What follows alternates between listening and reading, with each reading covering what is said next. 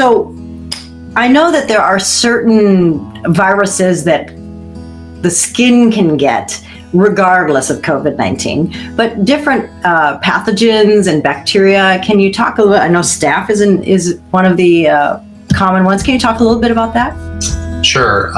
There's a couple things that can happen. So the first thing is just general illness, that sometimes if you're really quite ill, you'll swell. And that goes to our usual concern about casts of making sure they're not too tight. And if your child's really quite sick and they happen to swell, just always be aware that increased pain inside a cast could be a sign of pressure. So that's the first general thing to think about. Okay. As far as your question specifically about infection, yes, you can have just simple skin infection area, you get pimples and things like that, and so they can happen. You can get ingrown hairs, and you may not even notice any of this. You only notice when there's a change. So you feel that there's a spot inside that's bothering you. And like we said, pay attention to that and watch that, and things get worse, then you need to call somebody and let us know. Overall, general skin infection, you get a strep infection called impetigo.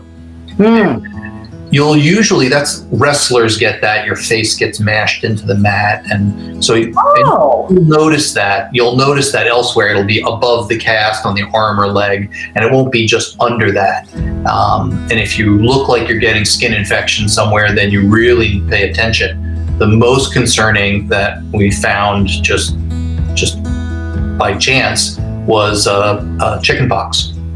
The rash from chickenpox, for some reason, I found under a cast just goes crazy. And I don't know whether it's the heat and warmth or moisture, but if someone has chickenpox, we actually will remove the cast.